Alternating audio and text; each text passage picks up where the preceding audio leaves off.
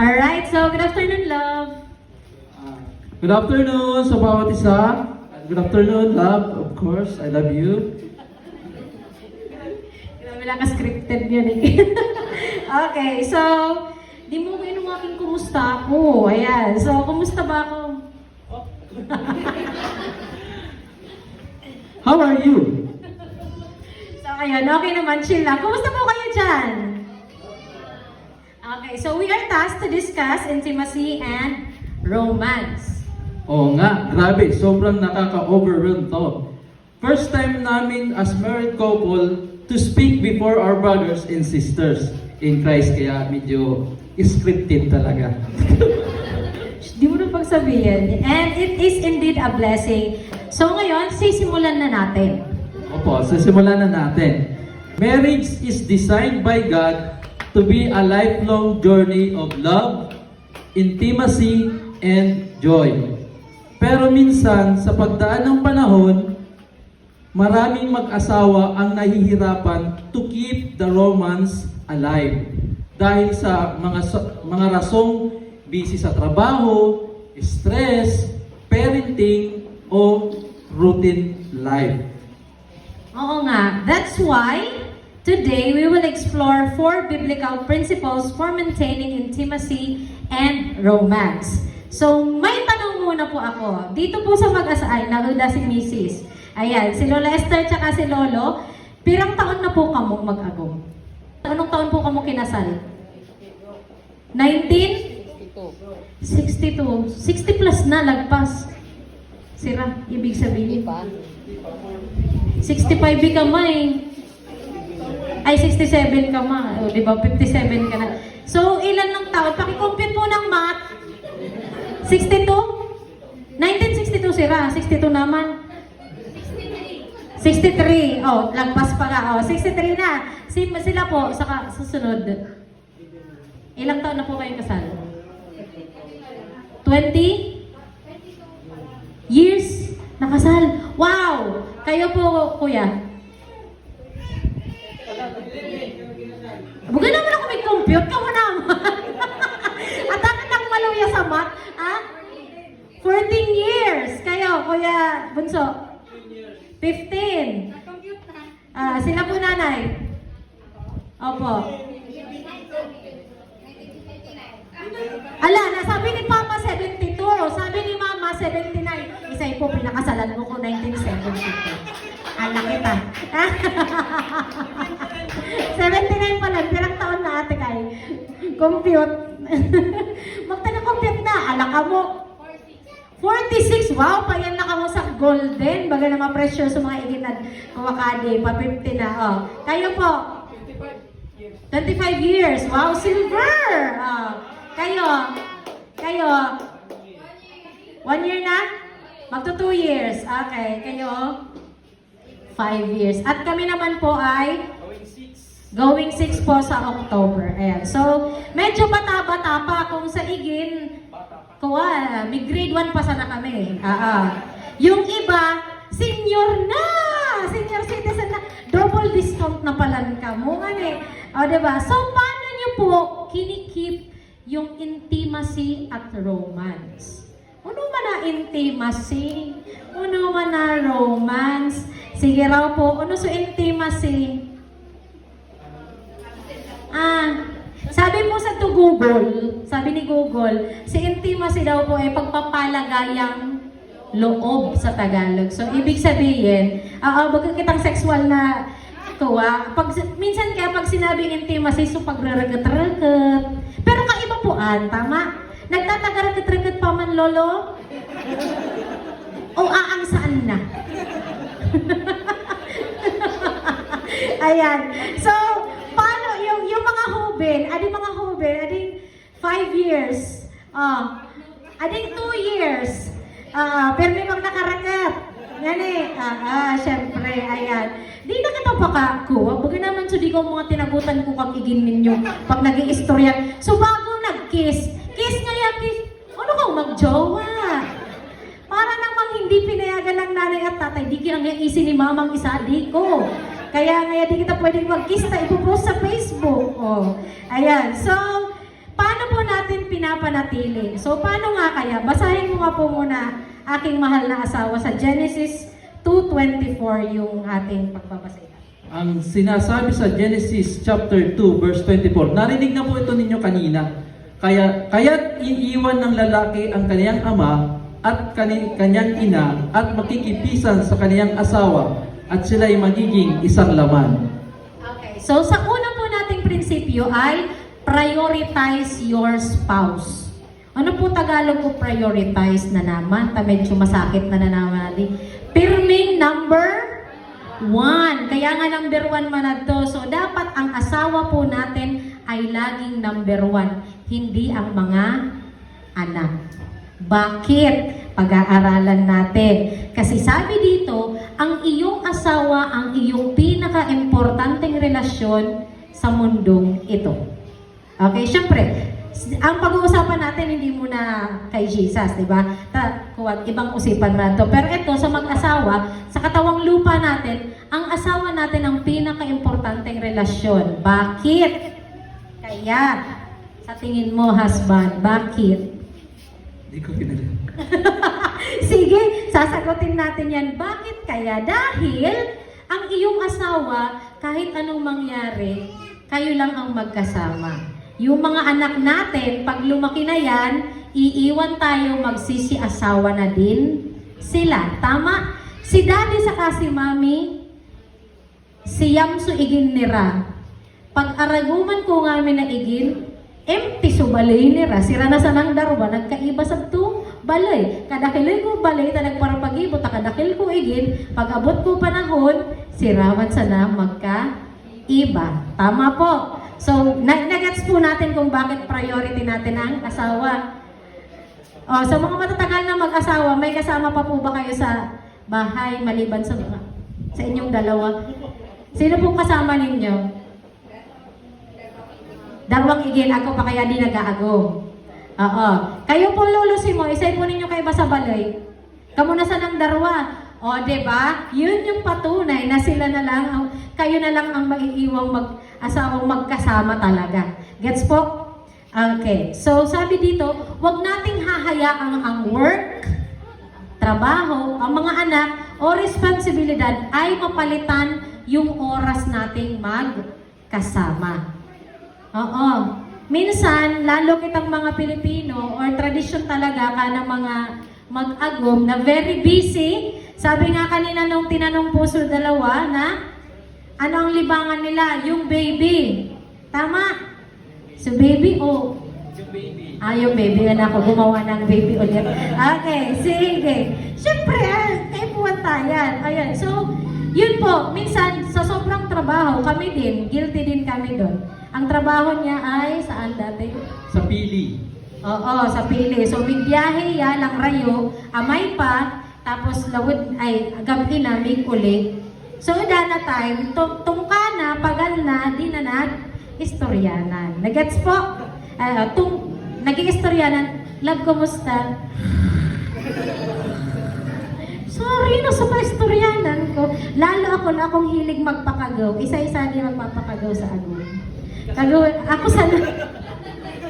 Ano ba yan? Okay. Sige. Sabi dito, kailangan nating mamuhunan or mag-invest sa mga dates. Nagde-date pa po ba kayo? Dito sa 2 years, nagde-date. Kailan yung huling date ninyo? Last year pa. Diba? Tayo love. Kailan tayo love? Actually, yung date, hindi naman yung pupunta kayo sa restaurant, kakain kayo. Yung sinasabi natin date, yung kayong dalawang magkasama. Yung quality time. Opo, yung aalis kayo ng bahay nang hindi kasama yung mga anak ninyo or for at least 1 hour. Muda na talaga. Kamu po, Kuya Junior, Kuya Bunso, kung sa huling date ninyo.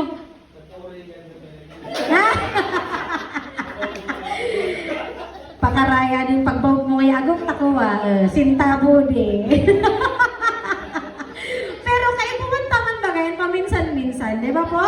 Kailangan din natin mag-date, pag-uusap, bago puro sintabo na sana, so bago, issue talaga yan pag abo sa sentabo. Ano nga yagong? Ako pa kaya kita kwarta? May yan. Okay, at least meron ganon. Ayun. And syempre, mga activities na kayong dalawa lang. So yung kanina, silang dalawang mag-asawa na 2 years pa lang, sabi nila, they travel together. So siyempre, pag mamotor, yan ka mo sa Tustong Village. Magtagabayad-bayad, tapos pagulong-gulong kayo doon. May background music, habang bata pa. Easy na rin sa patalastas. Okay. Practical tips.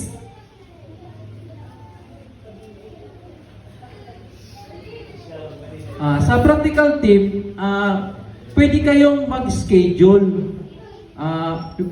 Halimbawa, weekly or monthly na magdi-date kayo. I-schedule nyo na dapat pagdating ng date na yan, magawa nyo. Sunday, after church niya, pupunta tayo sa may release. Doon tayo magbabarbecue mamaya. O, pwede na yun. Basta magkaroon lang kayo ng kayong dalawa na mag-uusap na magkasama, kahit hindi matagal kasi baka kung walang magbabantay doon sa mga bata, at least meron kayong kaunting oras na kayo lang ang magkasama, mag-uusap kayo.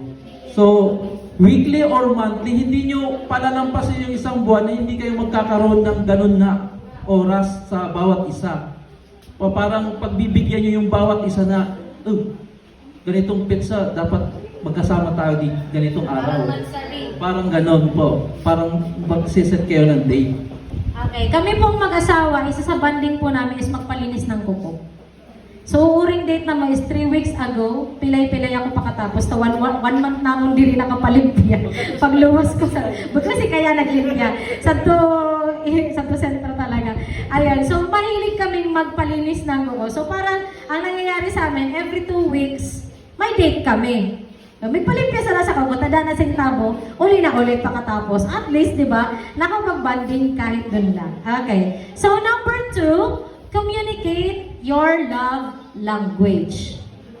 Ano tong love language na to? Pero basahin muna natin sa Proverbs 16:24. Sabi sa Proverbs 16:24, mga maligayang salita ay parang pulot-pukyutan, matamis sa kaluluwa at kagalingan sa mga buto.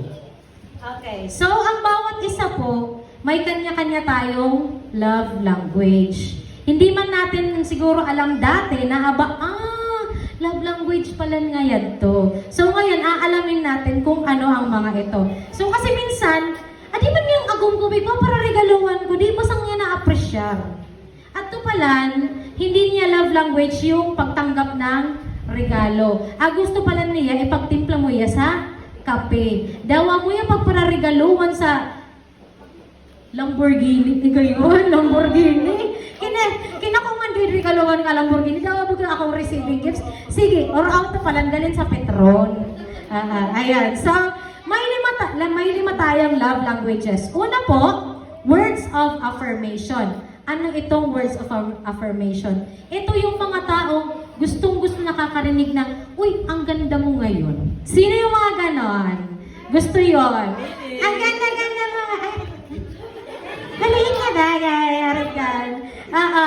Tapos gusto nilang sinasabihan sila ng, I love you. Ganon. Di ba gusto natin yun, girls? Tama? I love you na may kasamang 1,000. Tama? Okay, sige. Ayan. So, words of affirmation, kahit mga lalaki may ganito din po. Tama, love? Si Buboy, gustong-gusto niya pong nakakarinig ng mga words na ina-affirm siya na, uy, lang ganting mo sa akin, Kadi. Yung mga ganun po, love language din po yun. Bagal, uy, ito na naman nga yung inukas mo, di mo na naman nga yung pinagbutang sa tububutangan. Ganon. Hindi ganon. Positive words. Ayan po. Next is, ano yung number 2? Acts of service. Ang acts of service naman is show love through action. Like, timpla ng kape, breakfast in bed, prep ng baon for work, cleaning ramdolli sa bahay, ipagluto ng comfort food. Yun po ang mga acts of service. Example lang po yun, pero marami pa pong iba yun. Okay, sino po dito ang mga acts of service ang love language? Yung gustong-gustong pinagtitimpla ng kape, umamin na. Dali ka ng easy na kaagong. Ayun. Si Kuya Bunso. Gusto niya yung pinagtitimpla ng kape. Sinong gustong Pinaglalaban. Pagpaparasalitaan pa lang kaya, linabad na sana. Acts of service kaya din. Ayaw natin ng ganun, no? Pero ginagawa ng mga girls. Okay. Acts of service, karamihan ng mga lalaki. Tama po? And kahit yung mga babae, nagiging ganun din. Gusto natin pinagtitimpla tayo or pinaglulutuan tayo. Pinagsisilbihan. Next is gifts. Sino po yung gustong-gusto nakakatanggap ng regalo? Alam nga, tatali ko mo nag-aamin. Umamin na, tanganing maintindihan ka, agong ninyo. Ito yung mga binibigyan kayo ng flower na pinaggutos sa nasang pag-abayan. At least naramraman ko kaya na ikak muna, bayad ko din burak ka di. Burak sa makahiya. Susubin kaya ngayay ka. Oo, ganon. Maharig ka. Tama. O kaya bigyan niyo ng chocolate, pasalubungan ninyo sa honey. Arig ka, di tayo dapat dyan. At least, di ba, ako mga taong arig po ka na dawa simpleng bagay na tinawan mo sa regalo, daw wala sa nakasaksadit. Di ba? Ako mamumuya talaga kan. Ayun, pasalubong na snacks. Si Agum, pirmi ko kading dadaran sa linubak, galin sa pili. Diba? Minsan daw ang pusog na ako, ano gibuhat ko, kakanin ko. Tapos syempre, pag di mo na yan, pag di mo ito kinaan, kasunod, di na yung kadadarahan. Tama? Daw. So, isa rin sa mga regalong di ko malilimutan is, ay example ng couple talaga is yung mama at papa ko. Bihira silang magregaluhan ng ng mga bagay. More on si papa, mahilig siyang yung pag nakaroon si papa sa tugtog sa TV, kabitan si mama. Si mama man, pero hindi natutugutan kaya kakagiging kaya, ano yung mangyayari yan? Sabi ni mama, babamig ba ili sira? Sanbit niya naman mag-on. Ayun, so yan ang hilig nila. Quality time kaya sila sa physical touch. Pag nagre-regalo ka to si papa, di ko malingaon. Minsan dining table, sa lamesa, na ngamin kami makagamit. And dresser, si mama man, kung nag-50 si papa, niregaluan sa motor. So, motor sa dali. Joke lang. So, motor mo talaga. Ayan. So, paminsan-minsan, gusto naman po ang nakaka-receive sa regalo. Kailan kayo huling na regaluhan? 19 kupong-kupong pa. Grabe, 19 forgotten. So, mga itsura talaga kaling mga misis po ninyo. Kunod to. Ay! Ano tapo ba na taling agok to? Pero meron ko na nagtuturol sa sahod. Kaya pala, sabi ko na, ikaw bumakal sa regalo mo, tagkuman nga, saan man bagang ka mo susintabo? Kaya mo na ubed ko minsan sa Facebook, binakal, itinuro sa to agom, oh, wow, thank you nga diba? Pinasagad na so, agom. Pang-apat po is quality time. Ito yung karamihan. Ito yung mga walang ibang mga tao, kundi kayo lang nagkikwentuhan. So, magkaiba sa nakamo irestoryanan. Pero nangayagong sulutit asiton na nakapaso.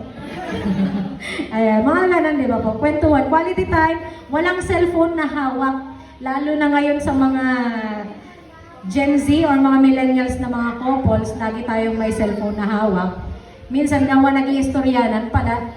At ka-istoryanan mo pa sana, na mo, sa to joke mo. At to pala, sa to big sisil nga. Yan. So, nag-uusap pa rin ng walang ibang kumukuha ng atensyon. And syempre, ito ang isa sa mga nagpapatindi ng pagsasama. Ito ay ang Physical touch.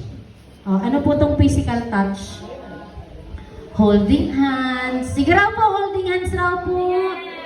Hawak kamay. Yan. Tayo muna, tayo. Mag-practical application raw kita kading. Ayan, mag-abay-abay raw muna, mag-agong-agong. Dali, mag-abay. Ayan, maglapitan. Ayan, sige. Punta yung mga boys dito sa, ng girls. Ginat ako na, mimiraw kaniguan ito mga kuwa. Ano to sa termino kadto ni Papa? Gama-gama. Grabe sa mga gama-gama. Ayan, gama-gamang makakis. Ayan. Una muna, holding hands. Holding hands. Saan nagbubuon? Tapos, arang-arang sa naman, di ko holding hands man yan niya kita. Love tani kunwari, lataman niya ka-sweet. Okay, sunod, hug. Dakas.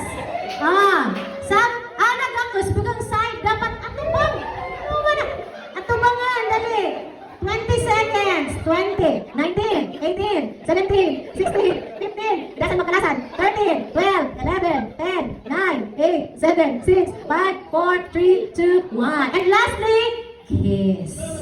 Dali. 10 seconds. 10. Sa lips. Sa lips. O, nabing ka na. 10, 9. Nasasagot pa. 8, 7. Hindi ka naman natugutan ko kagitin. 6, 5, 4. Huwag mo rin ka speech naman amo. 3, 2, 1. Okay. Maraming salamat. Please be seated. Okay. So, magkakaiba tayo when it comes to pagpakita ng love at pagtanggap nito. So, sabi ko nga, dati, sa Tubal kaming darawa, ni Agong, gustong-gusto kong nagtatao sa t-shirt, kanya. Lawan ka excited, nakaputos pa sa regalo. Pagkabukas na yan, may sabi sa Naisa, wow, langgayon man niya kanila, barayargan lang niya ka-happy. Pangala, after 1 hour, mabayad ko sa na sa gilid. Sabi ko, aba mo nga gusto ko kaya yan. Ibig sabihin, hindi niya love language yung receiving of gifts. Na-appreciate niya, pero bukod sa pinaka na-appreciate niya. Mas gusto po niya yung pinagluluto ko niya sa balon niya pag may trabaho niya. So, sa tuya acts of service. Minsan kaya, dirisa na kita nagkakaintindihan, kaya nagrarabong. Tama po? Dawa 20 years na kamang gagawin, minsan di pa ninyo bisto akada usad, tama po. Kasi bawat gising, iba-iba ang mood. Okay pa sa nakugab ipagsuruwayan, nag-I love you-an pa. Pagkagising, napangiturugan, palasin na po yung napangiturugan. Nangyayari ko yan. Banak ko nagtawa. Ako ngayon nangyaring arid ka. Sina po yung paggising. Di ba po, iba-iba talaga kasi ang, so dapat iniintindi natin. Ayun, mas gusto niya ang pagsilbihan siya ng foods and gusto niya rin yung nagkikwentuhan kami. Ayun, kayo po ba? Ano yung mas na-enjoy ninyong mag-asawa? Kamu po, Lola Esther?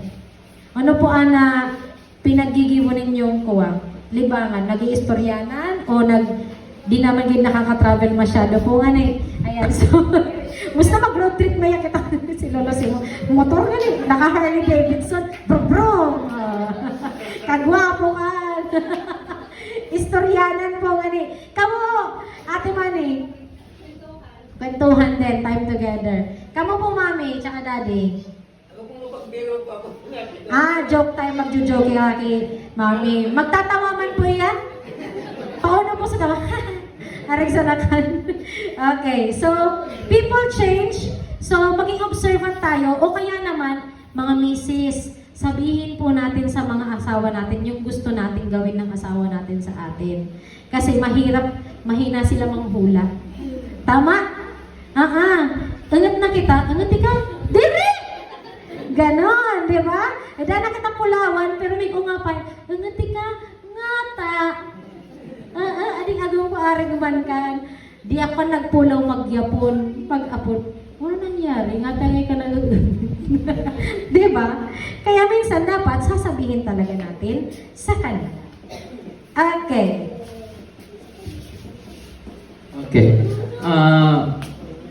Sa akin naman po, yung napipil ko talagang yung love ng aking asawa na si Ledlet yun na nga po pag prepare kasi yung minsan yung bihirang gawin yun ang mas masarap maramdaman yung pagmamahal yung parang yung pag-prepare ng pagkain ngayon sinabi niya kanina siyempre gaganahan kang pumunta sa trabaho kasi yun parang yun na lang ang pabaon sa'yo na ito, inanda ko sa'yo, dapat maubos mo. Parang ganun, parang gaganahan kang kumain kasi yung ginawa niya para sa'yo, ibig sabihin, yung galing sa puso niya na para baunin ko yung pagkain na kahit ang dami, dapat ubusin ko kasi kung may tira, ibig sabihin, hindi masarap, sasabihin niya, di ba masarap yung niluto ko? So, kaya dapat, hindi naman. Pero, kailangan inuuso. Pero okay naman yung, doon sa paghanda niya ng pagkain, nalalasahan ko talagang, nandun yung love. Kasi minsan, ina-arrange pa niya yung itlog, yung hotdog, parang pag binuksan mo, matatawa ka na lang. mukha ko to ah. Parang mukha parang ganun po yung pag-prepare niya. So, kahit simpleng, ano lang siya, breakfast, ano ba, pritong talong, tapos, ina-arrange pa niya yan para mas lalong ganahan akong kumain. So, parang may effort, saka may parang initiative na mas lalong ipakita niya yung love.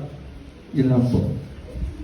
Okay, so si husband, mahilig, ang ano po niya, love language din, palabas, yung binibigay niya is acts of service. Magaling siyang maglingkod sa akin. Alipin. Joke lang. Ayan, sobrang, alagang-alaga po talaga ako. Palibasa, ang gap po namin ay 9 years. Ayan, so bihira po talaga ako magluto, kasi nga, parehas kami may work. So, pag nakapag-prepare ako sa kanya, special talaga yun. Ayun. So, number 3 po natin is physical and emotional connection matters. So, kanina, yung physical touch, di ba? It matters pag nakakaptan tama na naagumtan. Tama? Yung simple nga, yun nga, mahilig pa ako magpakamot kasi gusto ko, nakadikit siya sa akin. So, kinakagaw niya ako. Tapos, pag nagpapakagaw pa ako kanya, nakakatulog talaga ako sa mahindi. So, yun. Sabi sa 1 Corinthians 7:3-5, Sabi sa 1 Corinthians 7, chapter 7, 3-5, dapat tuparin ng lalaki ang kanyang tungkulin sa kanyang asawa at ganun din naman ang babae. Sapagkat ang lalaki ay may karapatan sa katawan ng kanyang asawa at ganun din naman ang babae sa kanyang asawa. okay, so sabi dito, may karapatan ang asawang lalaki sa kanyang asawa at ganun din naman ang babae. Pero, God designed physical intimacy as a gift. So, isa sa mga na-enjoy ng mag-asawa, alam niyo na po yun. Diba? Regalo yun, hindi lang siya duty. So, wag naman nating pilitin kung pagod si mister. Oo. Ay, di mo na kaya ako payabang. Abo mo na kaya akong pagbigyan. Wag naman. I-consider naman, you're good looking magyapon pala na nagpara bukong sa nuyog. Tapos, gusto mo pa na mapagal kinagabihan. Irak man. Tama. O kaya naman si Mrs. nagkaroon ng nagparaataman ko mga igin. Pero king gurong gabi naman sa, di mo rin ako, tapagaling ngaya ako. Pagbigyan tama, di ba? I-enjoy po natin yon yung physical intimacy with our husband. Ako pa man po kamukhaan, Lola. Si Lola Esther ka naman. Okay. So, sabi dito, emotional intimacy, yun yung mga deep conversations, sabi ka mga Gen Z ngawan. Sabi dito, emotional intimacy fuels physical intimacy. So, mas napapa-apoy yung physical intimacy kapag lagi kayong nagkakausap or nagkikwentuhan. Ibig sabihin, nagkakaintindihan. Kasi hindi yung parang pagdating nyo sa bahay, hindi na kayo magkakilala. Oo, minsan may ganong time, di ba? Kasi sa sobrang pagod nga. So, small gestures such hugs, kisses, love notes. Sino pa pong nag-iiwan dito ng love letter? Oo, nabuhay tayo doon. Huwag kayong love letter, magsaing ka mamaya dahil ako bahala sa kulang. Ganon. Mga arikan, di ba? May mga tapos nag-holding hands pa ba kayo pag naglalakad kayo? Bala pinagbabrowoutan na ako kading kuha. Nag-holding hands pa po ba kayo pag naglalakad kayo sa labas? Oo, dapat lang. Kasi baka usad na ya. Iba man sa holding hands mo nga talaga naman iba naman yun. O, wag ganon. Ayan. So, sabi dito, start a daily affection habit. Hug your spouse. Nag-hug pa po ba kayo bago umalis? Bago magaling si mister. Di man kaya ngayon nagagaling, kaya di na kaya kami magkakusan. Pagtatagagakusan pa, kahubinan ninyo, easy ko man ito. Diba? Every morning and every night. At least 20 seconds. Number 4 na tayo. Okay. Number 4 is keep the romance alive through thoughtfulness. Sabi sa Song of Solomon chapter 1 verse 2, akong ito'y pinopopo, sinisiil mo ng halik, ang dulot ng pag-ibig mo'y mainam sa alak. Okay, ano nga naman daw talaga itong pinupupug? So pinagpupuno-puno mo ba na ako'y pinupupug, sinisiil mo ng halik. So bagong nagpakisa ko, baga na bagang O, Song of Solomon yun. So, ibig sabihin, pwede, lalo't mag-asawa kayo, na dapat, lagi tayong may kiss. Sabay hug, sabi ka mga teenagers. Romance isn't just for dating. Kung nagdi-date pa sana, lugod, na patago-tago sa tukawayan, sa tumang kuno kaya bambo tuligaw. Di mo kita na kaya sa tung nag-date nga ni. Ayan. Di ba? Sabi nga ni kay Papa Kato, grabe sugama, gama. Pero mo na mag-agom na, ono na, huyo na, diba? Dapat mas mainit na lugod, ngawan na mag-agom na. Opo, o kaya isad para ulit, tindag, kiss 10 seconds, dali, dali, tindag, tayo, paibgan ta subalo, ay, di joke lang. Okay, tayo. Oo, tayo po tayo. Harapin natin yung mga asawa natin. Harapin ang asawa, wag yung anak ang kisan. Harapin ang asawa, dali. Tamig countdown ako. Pag ako ko na bayan na din nagsabay, may ulit-ulit sa 10 count ko. Okay, ready? Ready? 10 seconds. Go! 10, 9, kiss sa lips, 8, 7, sa lips, 10, ulit ka 10, 9, 8, 7, 6, 5, 4, 3, 2, 1. Okay. Sige, maraming salamat ulit. Salamat po sa inyong partisipasyon. Ang iba pang pwede natin gawin is leave a love note. Isa rin yung send unexpected text, chat, message, or my day nyo naman. Ako noon, pag nasa biyahe ako pumutang Pili, pagdating ko sa Pili, text ako agad yan. Nandito na ako sa office. Kumakain na ng breakfast, ganyan. Tapos, pag aalis naman ako, uwi na ako ng bahay, alis na ako ng bahay. Tapos, pagdating, kiss ulit.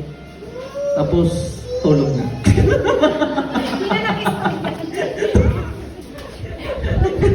Pwede rin po yung plan a spontaneous getaway. Ibig sabihin, yun nga sinasabi ko sa inyo, planuhan nyo na once a month, kailangan talagang lumabas kayong dalawa para magkaroon kayo ng date na kayo lang, kahit hindi naman ibig sabihin talaga yung kakain kayo sa labas. Pwedeng early in the morning, gigising ka ng maaga, bawa Sabado, walang trabaho. Gigising ng maaga bago maglaba, mag-walking muna yung kataagom sa toal. At least 30 minutes walking nga kita, o restorya ka habang nag-walking, o ganda sa burak. Arat kan. Tapos, cook a special meal together. Maplano ka mo sa pamuntuan na kamo migluto. Ika nga agong mag-riskading karni, ika nga magkading ricado. Tapos, animaw mo na nagrarabong na. Pinunahan na. So, kay puwanan na together, ako maginigibong magkaiba. Permi. Planuan ninyo. So, sabi ko nga po, once a month, do something special and unexpected. May nakita po ako dito, sabi dito, 777 method, tulong 7. Sabi doon, every 7 days, go on a local date to keep the spark alive. Every 7 weeks, plan an overnight trip na udaso igin. At least, kaya raw. Kinago pa talaga sa dit, medyo masakit pa yan. Pero kin mga raragasutero na, pwede na. Diba? Pwede kayong dalawa. And finally, after 7 months, escape on a vacation away from kids, family, and friends. Kasi sabi nga, diri kita pakatutok sa trabaho. Na nagpapatrabaho kita, iba di na i-enjoy retirement. Kasi nasobrahan sa pagal, diri na na-enjoy. Pag-retire na sana nga ya, pag-retire, diri na kabot sa retirement, sayang. Diba po? So, di man po pinagbabawal ka na kagurangnan na mag-enjoy kita ka na creation niya. Isa din kita, nag-journey kita sa di mundo, at the same time, i-enjoy tama na creation ka kagurangnan. Lalo, nguwan, very accessible na mga pwede tang iyanan. So, sabi dito, intimacy and romance require intentionality. Hindi po siya spontaneous. kundi pinaplano po talaga na gusto mo mag-spark pa ka mo, ma-maintain na spark. Takin kuwa, kindirita po ang iintensyon na gibuwon, mauuda talaga yan. Diba? Kasi given po, busy talaga ng mga tao. Dawa baga kitang mga busy presidente, mga busy na kuno kita. Okay? So, ano nga po ulit yung apat? Una, prioritize your asawa. Ikalawa, communicate in their love language. Ikatlo, stay connected. San nga ni internet, abutan na minsan na mga idaan sa data, sa signal. Tama? Maraot na buta. Pero ana signal na san agum ta minsan, nadi-disconnect na pala, hindi ta pa?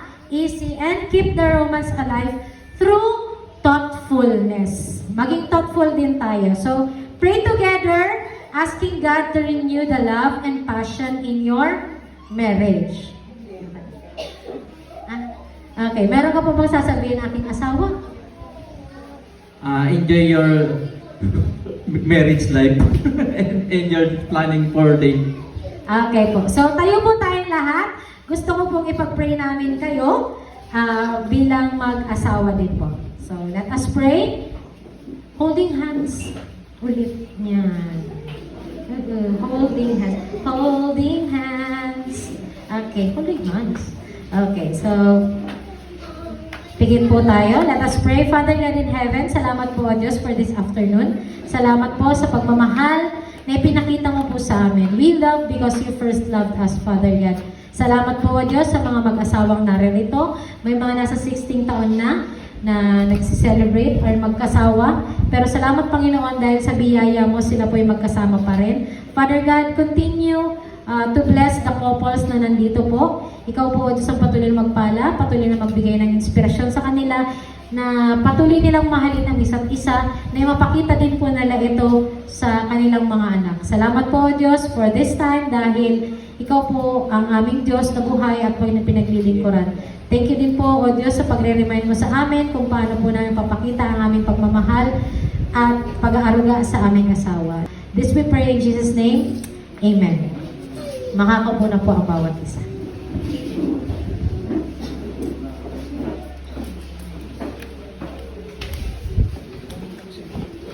40 minutes.